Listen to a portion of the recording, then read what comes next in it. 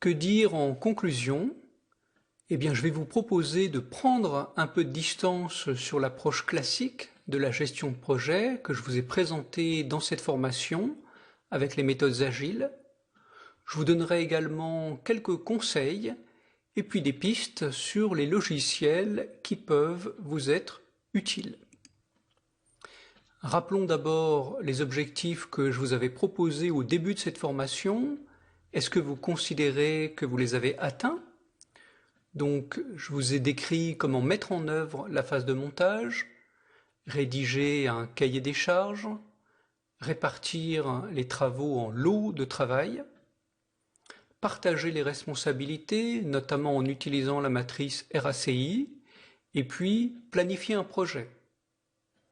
Nous avons également vu comment piloter la phase de réalisation, et je vous ai partagé quelques idées sur l'animation du post-mortem qui termine le projet. Quelques autres points avant de terminer. Vous avez peut-être entendu parler des méthodes agiles de gestion de projet. Alors, de quoi s'agit-il? Eh bien, de plusieurs choses. Tout d'abord, d'impliquer de manière continue tout au long du projet le client final, qui, il faut le dire, change souvent d'avis en route. Procéder par itération rapide, c'est-à-dire qu'on va faire des cycles de planification et de mise en œuvre courts. Et puis donner beaucoup d'autonomie au groupe projet, qui peut ainsi plus facilement s'adapter au fur et à mesure des difficultés qu'il rencontre. La particularité de la gestion de projet, c'est qu'en fait, elle remet en cause ce cours. Quand on fait de la gestion de projet, on ne fait pas de calcul de chemin critique, par exemple. C'est une gestion de projet qui est donc basée sur la correction rapide des erreurs. Donc en fait, on va aller plus vite, on va faire des erreurs, mais on va essayer de s'en apercevoir tout de suite. La communication continue à l'intérieur de l'équipe et avec le client. Par exemple, on va utiliser beaucoup de stand-up meetings, des réunions courtes et rapides. Ceci dit, cette manière de faire de la gestion de projet n'est pas forcément applicable partout. Elle est très adaptée quand on fait du développement de logiciels. Mais par exemple, lorsque vous faites du génie civil et que vous coulez une dalle de béton, eh bien, il faut éviter de faire des erreurs parce que vous vous doutez que s'il faut tout démolir et recommencer, ça pose problème. Donc dans ces cas-là, il vaut mieux une gestion de projet plus classique. Quelles sont les leçons que l'on peut tirer du succès des méthodes agiles? Essentiellement qu'il faut éviter de tout livrer en une fois à la fin du projet. Quand je vous parle de ça, je pense que vous voyez à quoi je fais allusion. Je vous parle de l'effet tunnel. Donc dans les méthodes agiles, on fait tout pour éviter l'effet tunnel. Donc on livre rapidement des résultats tangibles.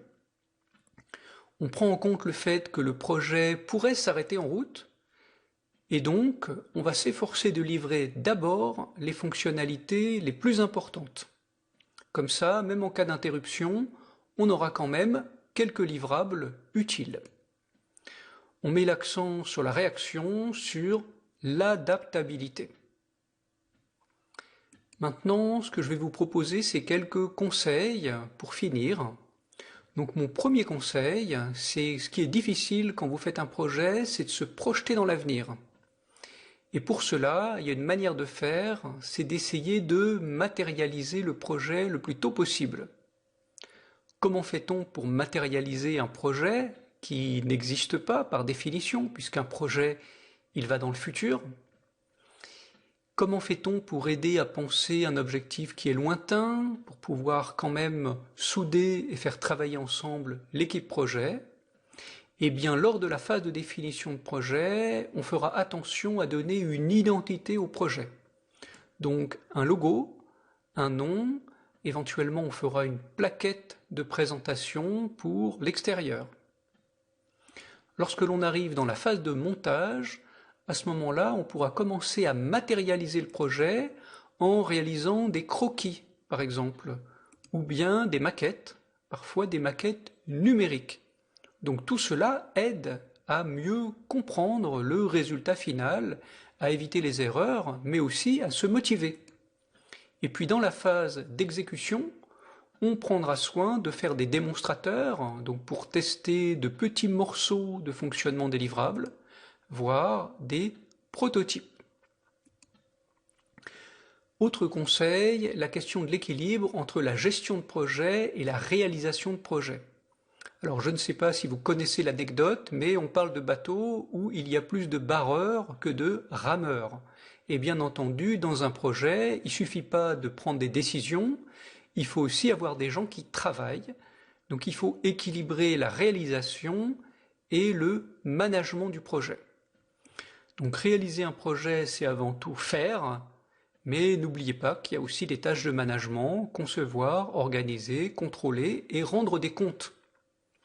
Donc la gestion de projet, c'est un équilibre entre la réalisation et le management, et il faut savoir trouver cet équilibre.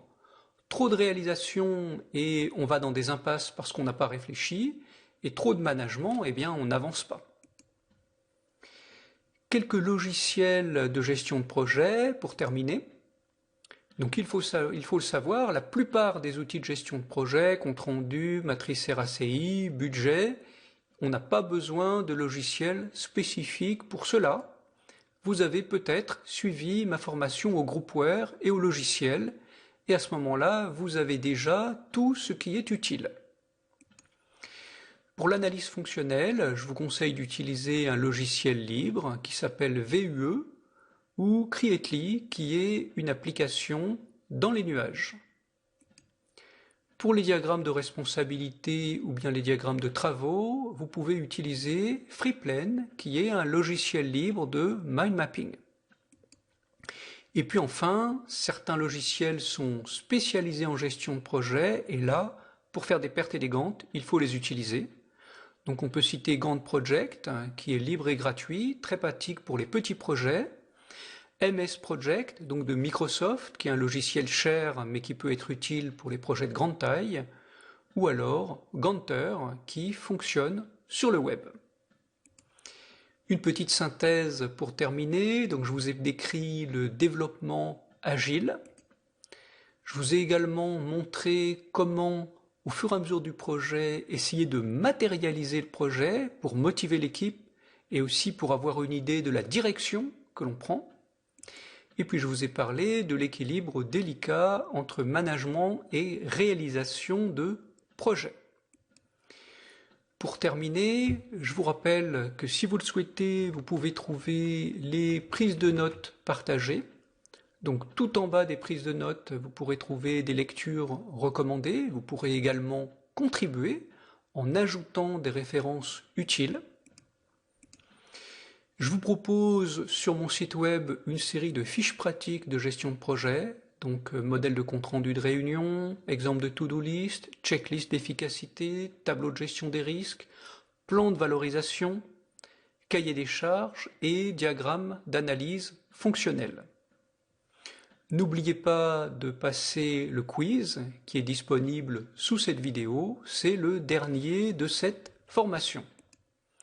Alors il ne me reste plus qu'à vous remercier de votre attention, le tronc commun est terminé.